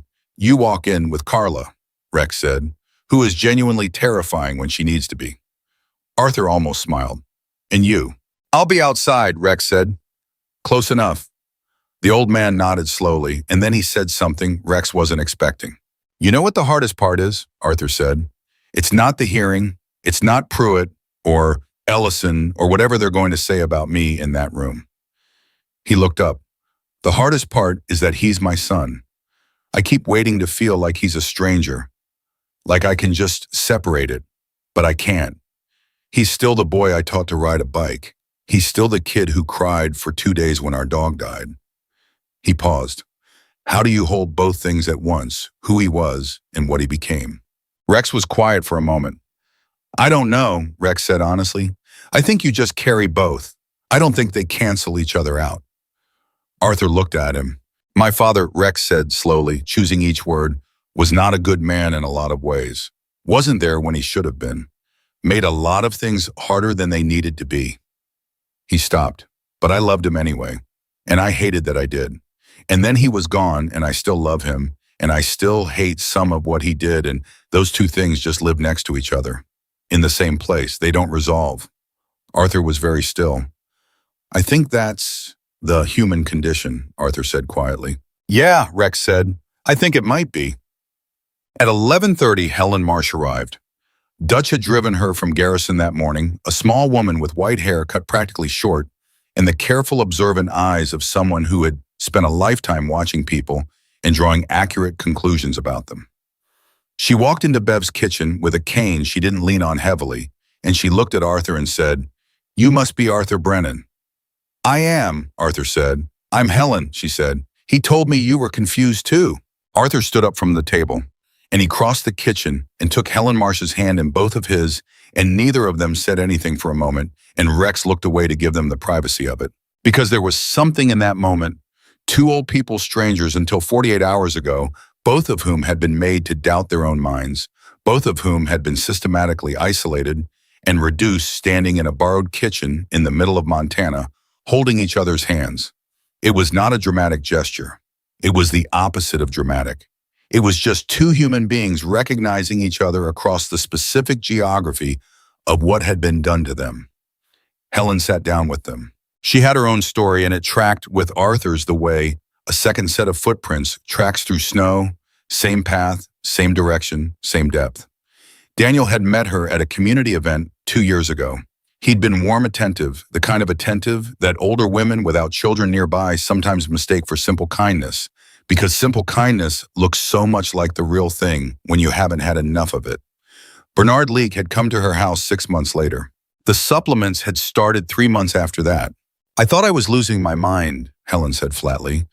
I'd lived alone for 2 years after Roy died, and I'd been fine. Completely fine. And then suddenly I couldn't remember what I'd done the day before. I'd find things in strange places and not remember moving them. I started writing everything down because I was afraid of what was happening. She paused. Daniel told me it was probably the stress of the grief. He was very gentle about it. He recommended Bernard. He said he was the best in the county for cases like mine. Rex watched her speak. There was no tremor in her voice, no hesitation. Helen Marsh was angry in the specific, solid, load-bearing way of a woman who had processed her grief about what had happened and come out the other side of it without losing a single degree of the clarity that the scopolamine had temporarily taken from her. I want to testify, Helen said, at the hearing this afternoon, if they'll let me. Carla, who had arrived at Bev's kitchen by 11 and was sitting at the end of the table with her laptop open and 3 phones in various states of readiness, looked up. It's a civil hearing on the emergency guardianship petition. The judge controls what testimony is admitted. Then ask him, Helen said. I'm 80 years old. I'm not confused. And I'm not afraid of a judge who took money from the man who put something in my vitamins. Carla looked at Helen for a moment. Then she started typing. Oh, hi. The hearing at 2 o'clock was held in a wood-paneled room on the 2nd floor of the Powell County Courthouse. Rex was outside, not in the parking lot, not down the street. He was on the sidewalk in front of the building, leaning against a concrete pillar, present enough to be seen, but far enough back not to be inside the perimeter of anything that could be used against Arthur. He watched Arthur and Carla walk up the courthouse steps. Arthur moved slowly, but he moved straight. He didn't lean on Carla's arm. He walked on his own. At the top of the steps, he paused and looked back. Found Rex immediately the way people find certain faces in a crowd, not by searching, but by knowing where to look. Rex gave him one slow nod. Arthur turned and walked inside. Rex found out what happened in the room the way he found out most things he wasn't present for in pieces from multiple sources assembled into sequence afterward. Ellison opened by presenting Leake's full assessment documentation. He argued that Arthur was a vulnerable adult whose sudden disappearance with a known criminal represented a clear and immediate safety risk. He was smooth. He was thorough. He presented everything in the tone of a concerned representative trying to protect a fragile old man from a situation that had gotten out of hand. Then Carla stood up. She submitted the supplement analysis first, the lab certification, the scopolamine findings. She connected it directly to the supplements Leake had provided, and she asked the court to note that prescribing scopolamine derivatives without proper indication to a patient under your care, then using that patient's resulting cognitive symptoms to justify guardianship documentation, constituted both medical malpractice and criminal fraud. Ellison objected. Pruitt sustained him. Twice. Carla kept going. She submitted the handwriting analysis on the forged medical proxy. She submitted the financial transfer records, 12 pages of transactions moving from Arthur's accounts into the management shell entity connected to Daniel Brennan. She submitted Bernard Leake's malpractice history, and then she asked for Arthur to speak. Pruitt looked unhappy about it. He looked at Ellison. Ellison made an argument about Arthur's documented cognitive impairment. Carla pointed out that the only documentation of cognitive impairment came from the same physician currently under investigation by the state AG's office for medical fraud. Pruitt allowed Arthur to speak. Arthur stood up, 83 years old, flannel shirt, 2 N's in his last name. He didn't have notes. He didn't have a prepared statement. He had what he'd always had, a lifetime of accumulated fact, and he laid it out in plain, direct, sequential order. What he'd signed and when, what he'd been told, what had been taken, what had been done to his mind by something he'd swallowed in capsules because his son told him it would help. He spoke for 12 minutes. Ellison cross-examined him for 20. Ellison was good at it, circling back to the same questions from different angles, trying to find the gap between one answer and another, probing for the inconsistency that would confirm the narrative of a confused man. He asked Arthur the same thing 4 different ways across 20 minutes, trying to trip the sequence. Arthur gave him the same answer 4 different ways across 20 minutes. Consistent, clear, specific. And then the moment that Pete Corrigan, watching from the gallery, would describe in his follow-up article as the pivot point of the entire proceeding, Carla made a request. She asked the court to hear from a second witness. Helen Marsh walked into that room, and everything Ellison had built on the premise of a single, isolated, confused old man developed a fracture that ran all the way through it. Rex found out the hearing was over when Carla called him at 4:12. He'd been sitting on the courthouse steps for 2 hours and 14 minutes. He'd had 2 cups of coffee from a vending machine that had done nothing except confirm that vending machine coffee was always the worst coffee. He'd watched people come and go. He'd watched a news van park across the street and a reporter do a stand-up with the courthouse in the background. His phone rang. Pruitt denied the emergency petition, Carla said. Rex closed his eyes for 1 second. He didn't dismiss it entirely. Ellison still has a full hearing scheduled for next month, but the emergency removal is denied. Arthur is legally free to be where he chooses to be. And She paused. Karen Chu was outside the room when it ended. She served Ellison notice. The AG's office is filing criminal charges against Bernard Leake. Financial exploitation, criminal fraud, and 2 counts related to the scopolamine. They're also opening a formal investigation into Daniel Brennan. Rex said nothing. Rex? Yeah. You should come inside, Carla said. Arthur's asking for you. Rex found Arthur in the hallway outside the hearing room. He was standing with Helen, and they were not talking, just standing together in the particular companionable quiet of 2 people who had just been through something and didn't need to narrate it. When Arthur saw Rex, he crossed the hallway, and he did something Rex didn't anticipate. He put his arms around Rex. Not a handshake, not a pat on the back.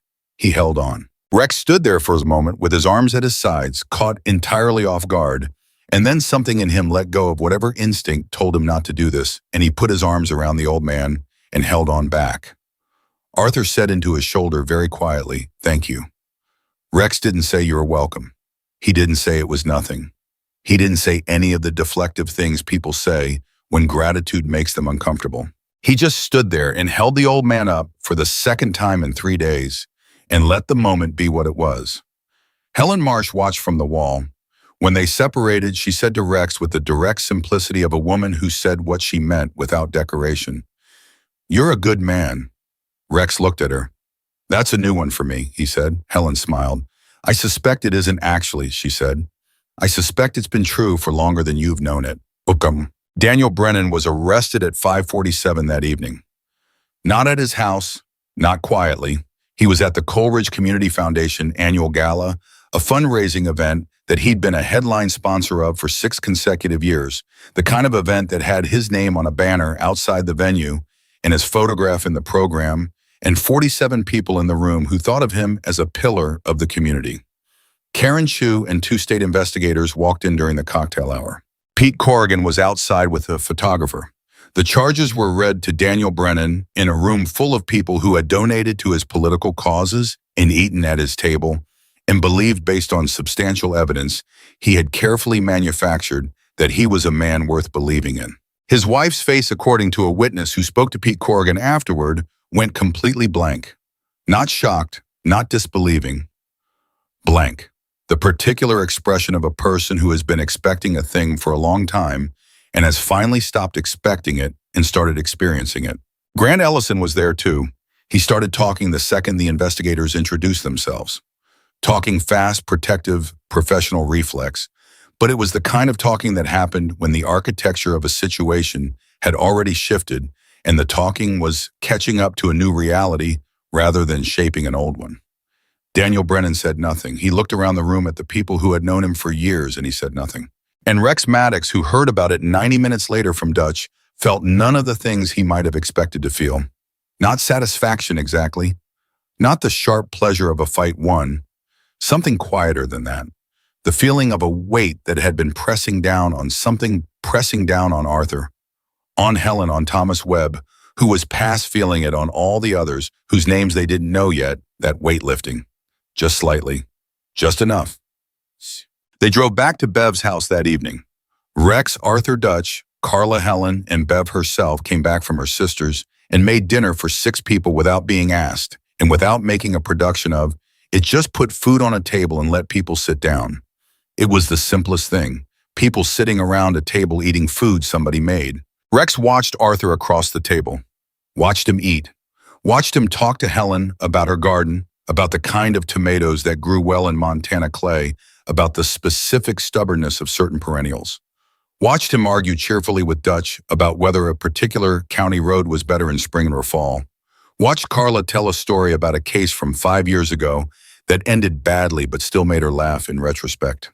Watched Arthur laugh. Real laughter. The kind that surprised the person doing that. Rex ate his food and didn't say much and watched. After dinner, when people had moved away from the table and conversations had split, and Dutch had gone outside to call someone, and Carla was on her laptop and Helen was talking to Bev about perennials, Arthur sat back down next to Rex. They sat for a while without talking. Then Arthur said, "I keep thinking about the others. The ones we don't have names for yet," Rex said. "Yes." A pause. There are more. I know there are more. Whatever Daniel and Leek built together, it was too organized to have only 4 or 5 victims. It ran too long. Rex nodded. Karen Chu's team is going to find them. That's what they do. But by the time they find them, Arthur said, some of them will have been sitting alone for months, thinking they're confused, thinking they're losing their minds, thinking nobody's coming. He looked at Rex. That's the thing that's hardest to sit with. Not what was done to me. What's being done right now to someone I don't know. Rex looked at the table. Yeah, he said quietly. I want to do something, Arthur said. I don't know what. I'm 83 years old and I've got nothing material to offer. But I want to do something that's worth something. You already did, Rex said. You walked into that courthouse and you told the truth when it would have been much easier not to. You sat across from your son's lawyer for 20 minutes and you didn't break. He paused. That's worth something. That sets something in motion that isn't going to stop just because tonight got quiet. Arthur thought about this. Tomorrow, Rex said. Pete Corrigan wants to do a full interview, on record on camera. He says there are 2 more papers that want to run the story. I know, Arthur said. And the AG's hotline, since Carla sent it out this afternoon, it's received 14 new calls from seniors in Montana reporting situations that match the same pattern. Arthur looked at him sharply. 14, Rex confirmed, in one afternoon. The old man was quiet. Because of you, Rex said. Because you didn't stay quiet. Because you're sitting here right now. Arthur looked away. His jaw worked once. When he looked back, his eyes were wet, but he didn't try to hide it. One of the things Rex had noticed about Arthur Brennan in 3 days was that he didn't perform his emotions and he didn't suppress them. He just had them plainly in front of whoever was there. Rex found it one of the most honest things he'd ever been around. I almost didn't make it off that bridge, Arthur said. I know, Rex said. If you hadn't stopped. I stopped, Rex said. Why, Arthur said. You've told me about your father, but that's not all of it. There's something else, I can tell. Rex looked at him for a long moment. Then he said something he hadn't said to anyone. Because I've been driving past things my whole life, Rex said. Situations I saw and kept going. People I could have stopped for and didn't. Told myself it wasn't my problem. Told myself I had somewhere to be. He paused. I don't know how many of those I've racked up. I stopped keeping count a long time ago because the count made it hard to sleep. He stopped again, then, you were standing on a bridge. And I was right there, and his voice went slightly rough. I just couldn't drive past that one. Arthur looked at him for a long moment. Outside, it had started snowing again. Inside, around a table with empty dishes and full coffee cups, and the sound of Dutch laughing at something on his phone in the next room, 2 men sat in the particular warmth of something that didn't have a clean name, not friendship exactly, not family exactly, but something that sat in the same territory as both. And had its own specific weight. You know what you are, Arthur said quietly. Rex waited. You're the person who was always supposed to be doing this, Arthur said. You just took a long road getting there. Rex looked at the table, felt something move through him that he didn't try to stop this time. Because Arthur was right. And for the first time in a very long time, being right about something felt like a place to stand. The morning after Daniel Brennan's arrest, Arthur woke up at 5:43 and couldn't go back to sleep. He lay in Bev's spare room in the dark and listened to the house breathe around him, the furnace cycling on and off the particular creak of old joinery settling against the cold. And he thought about his life the way a man thinks about it when something enormous has just shifted and the new landscape hasn't fully come into focus yet. He was 83 years old. He had no money that was immediately accessible, no house, no car. His possessions amounted to what fit in a trailer with no heat, and most of those were things he'd accumulated over a lifetime that turned out to be replaceable.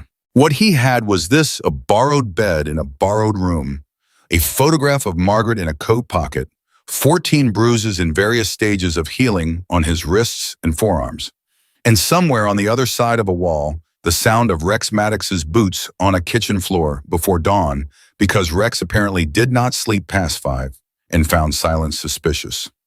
Arthur lay in the dark and took a quiet inventory of all of it, and then he got up and went to the kitchen. Rex was at the table with coffee and his phone face down in front of him, not looking at it, just sitting the way Rex sat when he was thinking, which was the way a large structure sits when it's been built to weather things. He looked up when Arthur came in. "Coffee," Rex said. "Please," Arthur said. Rex poured it.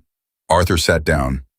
They sat together in the pre-dawn dark of a kitchen that wasn't either of theirs and drank coffee without speaking for a few minutes, which by now was comfortable between them in the way that silences become comfortable when the people sharing them have been through something together. "I need to ask you something," Arthur said. Rex waited. "Rex, what happens now?" Arthur said. "To me, practically, the hearing next month, the house, the accounts." He paused. "I'm not asking you to fix it. I just need to know what I'm looking at." Rex turned his coffee cup in his hands. "Carla's filing a petition next week to freeze all the assets Daniel transferred out of your name pending the criminal investigation. That's standard. Once the fraud charges are filed, the court can order a hold. It won't happen overnight, but it'll happen. And the house, the tenant's lease was structured through Daniel's shell company. Once that entity is caught in the legal freeze, the lease becomes unenforceable. Carla says you could be back in your house within 60 days, maybe less." Arthur absorbed this. "And between now and then," he said. Rex looked at him steadily. "You stay with me," he said. "I've got a cabin outside of Drummond. Small, nothing impressive, but the heat works and there's a second room." Arthur looked at him. "Rex, don't argue with me about it," Rex said.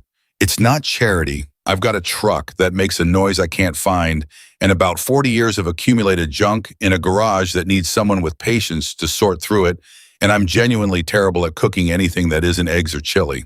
He picked up his coffee. "You'd be doing me a favor." Arthur looked at him for a long moment. Then he said, "I'm going to yell at you about the smoking."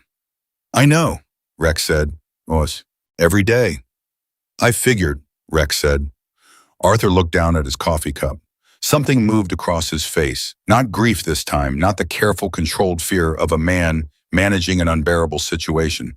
Something warmer and more complicated. Something that belonged to a different category. "All right," Arthur said. "I'll stay." Why? Pete Corridan's full interview with Arthur ran 4 days later in the Great Falls Tribune and was picked up by 11 other outlets within 48 hours. Arthur sat across from Pete in Bev's kitchen with a cup of coffee and answered every question straight.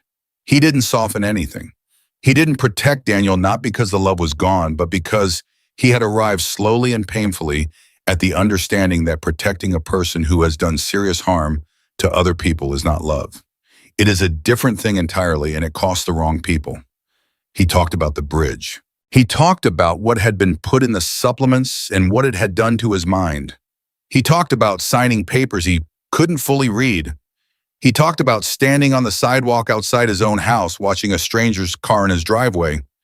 And then Pete asked him something that hadn't been in the prepared questions. "What do you want people to take from your story?" Pete said. "The people watching this unfold from the outside, what do you want them to understand?" Arthur was quiet for a moment. "I want them to call their parents," Arthur said, "or their grandparents, or the old person down the street they haven't checked on since last summer. I want them to understand that what happened to me didn't start with Daniel stealing money. It started with 5 days of silence. It started with nobody calling." He paused. "The isolation came first. Everything else came after. And isolation doesn't feel like a crime from the outside. It just looks like a busy life." Pete Corrigan wrote that down. It ran as the pull quote above the fold. By the end of that week, the Montana Department of Health and Human Services reported a 47% increase in calls to its elder welfare hotline. Sandra from May's Diner in Coleridge called her congressman's office for the first time in her life and told them what she'd seen. Bev, who had come back from her sister's and quietly become part of this whole thing without announcing it, organized a community meeting at the Garrison Library where 11 people showed up to talk about elderly neighbors they'd been meaning to check on and hadn't. Arthur went to the meeting. He sat in the front row and answered questions from people who recognized his face from the newspaper, and he talked for 2 hours without notes. And when it was over, a woman in her 70s named Patrice, who had driven 40 minutes from the next town, grabbed his hand in both of hers and said, "My husband's been gone for 3 years and nobody has asked me how I'm doing, not once." Arthur held her hands and said, "How are you doing?" she cried. He stayed another hour. Bernard Leake surrendered his medical license on a Thursday. He did it through his attorney without a statement, which was the clearest possible indication that a deal was being negotiated, and he'd been told to stop talking. The AG's office confirmed it publicly and confirmed that the investigation into his pharmaceutical sourcing had expanded to include a licensed compounder in Butte, who had been producing the scopolamine derivative under falsified prescription orders for at least 5 years. 5 years. Rex heard that number and sat with it. 5 years of supplements. 5 years of manufactured cognitive decline. 5 years of old people handed to their predators gift-wrapped in medical documentation that said they couldn't trust their own minds. He thought about how many Arthur Brennans there were in 5 years. He thought about the ones who hadn't gotten off the bridge.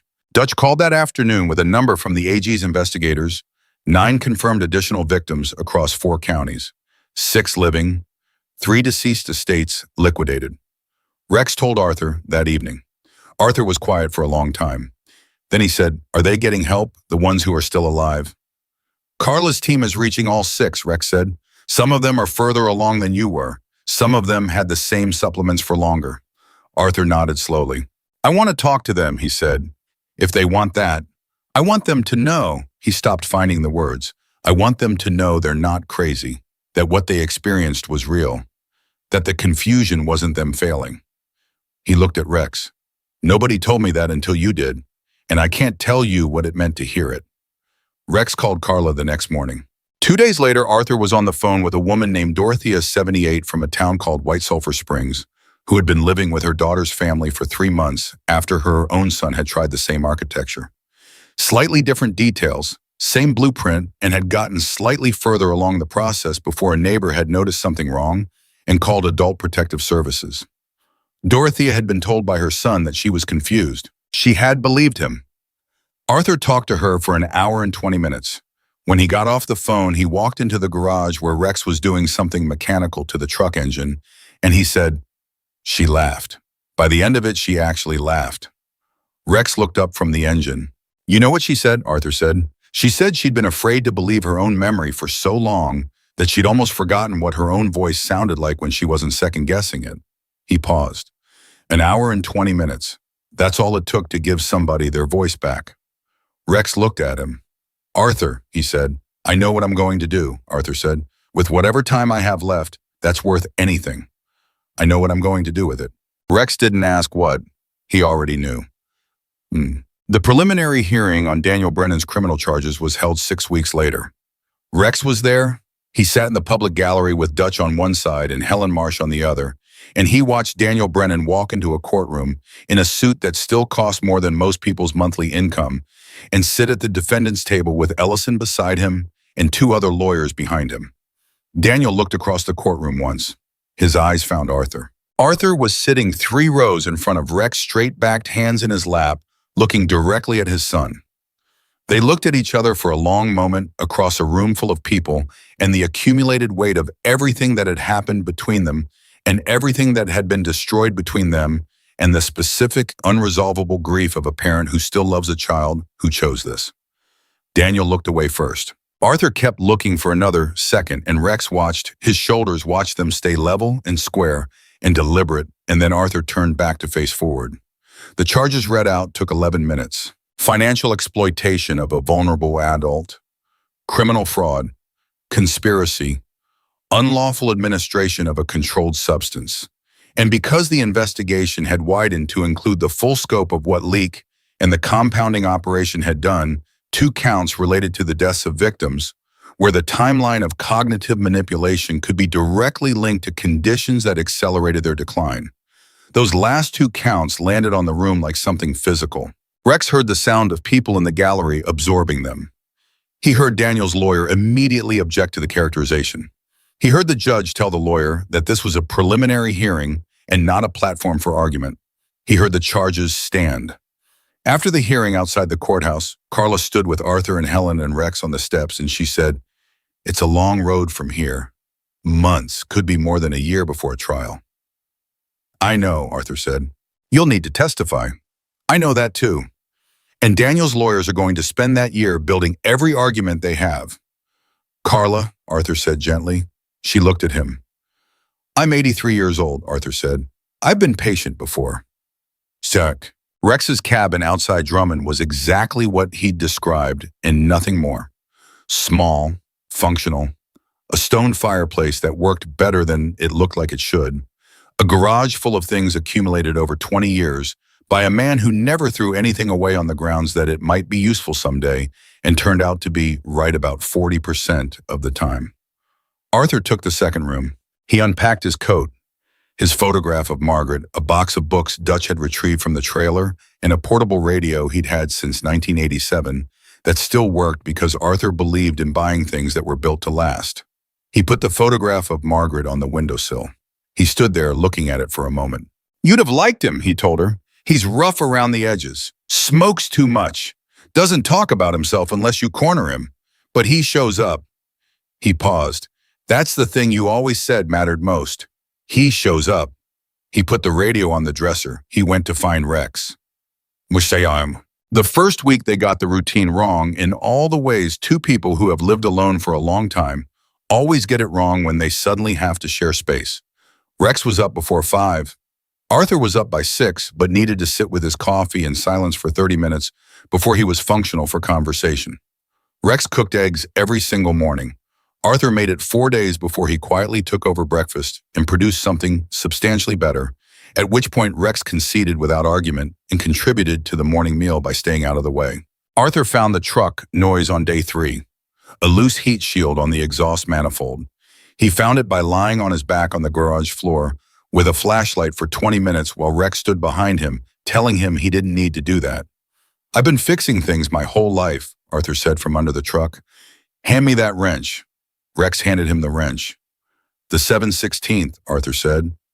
Rex found the 7/16th. When Arthur slid back out and stood up and the noise was gone on the first test drive, Rex said nothing for a moment. Then he said, How did you know it was the heat shield? I worked the railroad for 32 years, Arthur said. I know what a loose piece of metal sounds like. Rex looked at him. I was an engineer, Arthur said. Did I not mention that? No, Rex said. You did not mention that. You didn't ask, Arthur said and went inside. Rex stood in the driveway for a moment. Then he went inside too. The chessboard came out on the second week. Rex had bought it at a gas station years ago and never used it because he'd never had anyone to play with and had bought it for reasons he hadn't examined closely. Arthur found it on a shelf in the garage, wiped the dust off it, set it up on the table by the fireplace without asking, and looked at Rex. Do you play? Arthur said. Badly, Rex said. That's fine, Arthur said. I'll teach you. He taught Rex chess the way he'd clearly taught things his whole life, with patience and without condescension, explaining the logic of each piece as if the piece had a personality worth understanding rather than just a function worth memorizing. Rex was a terrible student, at first making the aggressive moves that felt instinctively right and getting systematically dismantled for them. You play like you're in a fight, Arthur said on the third night. Because I am free, Rex said. Chess isn't a fight, Arthur said. It's a conversation. You're trying to understand what the other person is thinking before they think it. Rex looked at the board. You already know how to do that, Arthur said. You did it on the bridge. You did it in the diner. You figured out what Daniel was doing before you had the evidence for it. He moved his bishop. Stop fighting and start reading. Rex looked at the board differently. He lost that game, but he took longer to lose than he had before. Check. 31 days after Arthur moved into the cabin, the civil court issued a preliminary order returning legal control of Arthur's financial accounts. Carla called with it, and Arthur took the call in the kitchen, and Rex heard the change in his voice from the other room. Not celebration exactly, but a particular quality of relief that was its own kind of sound. Arthur came into the garage afterward. The accounts are unfrozen, he said. The House petition goes to hearing next month, but Carla says the precedent is strong. Rex looked up from the engine he'd been doing nothing productive to. Good. I can pay you rent now, Arthur said. No, Rex said. Rex. No, Rex said again. You want to contribute something to this household, you can keep cooking breakfast. That's sufficient. Arthur looked at him. The eggs alone, Rex said, are worth more than rent. Arthur shook his head slowly, but he was trying not to smile, which Rex had learned was Arthur's default response to things that moved him. You're a difficult man to help, Arthur said. So are you, Rex said. We're well matched. Oshank. The twist that nobody had seen coming arrived on a Tuesday morning, 62 days after the arrest. Rex got a call from Karen Chu. He took it on the porch because Arthur was doing something in the kitchen that smelled like it was going to be good, and Rex didn't want to disrupt it. We found another victim, Karen said, from 7 years ago. Thomas Webb, the man who died, and we've been working backward through his estate records. And, Rex said, Thomas Webb had a daughter, Karen said. We found her last week. She's 56 lives in Oregon. She lost contact with her father 3 years before he died because the son, the one who took guardianship, systematically convinced her that her father didn't want to speak to her, told her the father had become hostile in his decline, that it was the dementia, that contact was upsetting him. Rex was quiet. She spent 3 years believing her father died, not wanting to hear from her, Karen said. Rex leaned against the porch raising. Rex, Karen said, she's been carrying that for 5 years. She watched the news coverage. She called our office last week. She's devastated and she's angry, and she wants to know. She specifically asked if there was someone who could talk to her, someone who understood what this looked like from the inside. Rex turned. Through the kitchen window, he could see Arthur moving around the kitchen. The way he moved in it now was different from how he'd moved in any space Rex had seen him in before. For, with ease, with belonging, the specific comfort of a person who has finally stopped bracing for the next thing to be taken. Rex thought about a daughter who had spent 5 years believing a lie. He thought about Arthur's face when he talked about Daniel as a boy. The bike. The dog. He thought about love that survives terrible things and still costs something daily. He went inside. Arthur, he said. Arthur turned from the stove. Rex told him. Arthur stood very still for a moment. Then he put down the wooden spoon in his hand. What's her name? He said. Carol, Rex said. How long has she been carrying this? 5 years, Rex said. Arthur looked at the floor for a moment. His jaw worked. Then he looked up. Get me her number. Arthur, you don't have to. Get me her number, Arthur said again. Quiet absolute. She's been alone in this for 5 years thinking her father died without her. I can fix that. Not all of it. Not the years, but some of it. He looked at Rex with the particular steadiness of a man who has found the thing he is for and is not uncertain about it anymore. Get me the number. Rex got the number. Arthur called Carol Webb that afternoon. The call lasted 3 hours. Rex sat in the garage and worked on nothing in particular and listened through the kitchen window to the low sound of Arthur's voice, not the words, just the voice moving steadily through whatever it moved through with Carol Webb in Oregon. And he thought about the distance a voice could travel and what it was worth when it arrived. When Arthur came out to the garage afterward, his eyes were red. He didn't explain it, and Rex didn't ask. Arthur picked up a wrench and stood next to Rex and looked at the engine. She said her father loved word puzzles, Arthur said after a while. Crosswords. He kept a dictionary beside his chair and looked up every word he didn't know. Rex looked at him. I told her he sounds like someone I would have liked, Arthur said. He put the wrench down. She said she's coming to Montana, Arthur said. Next month, she wants to testify. Rex nodded. One more voice, Arthur said. One more person who isn't confused. One more person who knows what's true. He went back inside. Rex stood in the garage for a moment.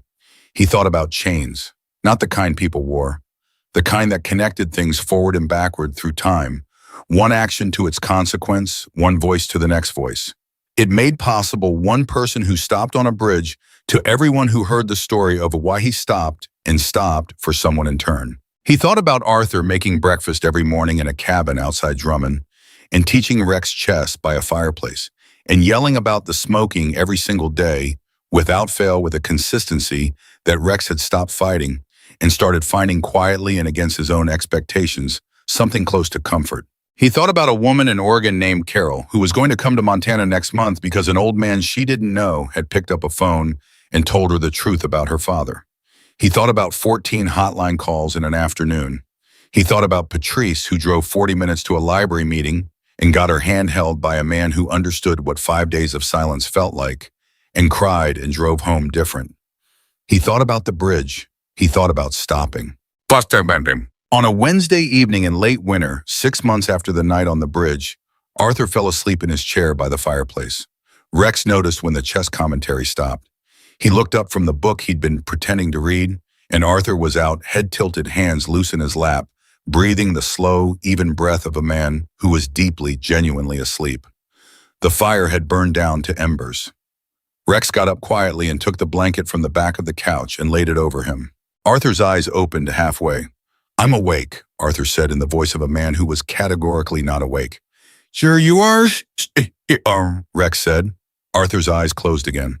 Then from somewhere at the edge of sleep, barely loud enough to carry across the distance between the chair and where Rex was standing, "You came back for me." Rex stood very still. Those 4 words, said the way a person says something they've been carrying a long time, something that had been looking for the right moment to be said out loud. Rex stood there and felt them land. He didn't answer right away. He stood in the warmth of a small cabin with the fire burning low and an old man asleep under a blanket, and outside the snow coming down soft across the Montana mountains, and he felt the words settle into the place inside him where the cold had been. "Yeah," he said quietly. "I did." Arthur slept. Rex sat back down. He looked at the chessboard between the 2 chairs, Arthur's pieces holding position with the particular patience of someone who plays the long game. Rex's pieces scattered forward the way they always were, learning slowly, still imperfect, still trying. He thought about his father. He thought about the gray in Butte, the rain, the handcuffs. He thought about how you carry things that don't resolve and how you carry them without being crushed by them. And he thought about the specific grace of being given late and unexpectedly, and by no plan, you'd made a second chance at the exact thing you'd failed the first time. He hadn't set out to save Arthur Brennan. He'd stopped a motorcycle on a bridge in the dark because he couldn't drive past one more thing. And what had come from that stopping? The hotlines and the hearings, and Carol in Oregon, and Helen in her garden, and Dorothea getting her voice back, and 14 calls, and then more calls and more voices, and the whole long chain of consequence that was still moving, still reaching people in rooms where nobody had checked on them in weeks. None of that had been the plan. There had been no plan. There had only been a choice made in a single moment by a man who had made too many wrong choices and was tired of the weight of them. And sometimes that is enough. Sometimes the most significant thing a person ever does is simply stop. Outside the cabin, snow fell across the mountains in the particular silence of a Montana winter. Absolute, enormous, indifferent to the smallness of human things. And inside where the fire was warm and the chess pieces stood at their stations, and an old man slept without fear, Rex Maddox sat in the quiet and understood something he hadn't understood on the bridge. He hadn't saved Arthur Brennan that night. They had saved each other. And every life that came after, every voice that found its way back, every old person who picked up a phone, because a story they heard told them they were allowed to every moment of ordinary warmth between 2 people, sitting in chairs by a fire that had no obligation to be anything more than what it was. All of it had started with one man refusing to drive past the dark. That was enough. That would always be enough. The snow kept falling, the fire kept burning. And in a small cabin outside Drummond, Montana, 2 men who had both been lost for a long time had found in each other something neither one had known how to call home until it was.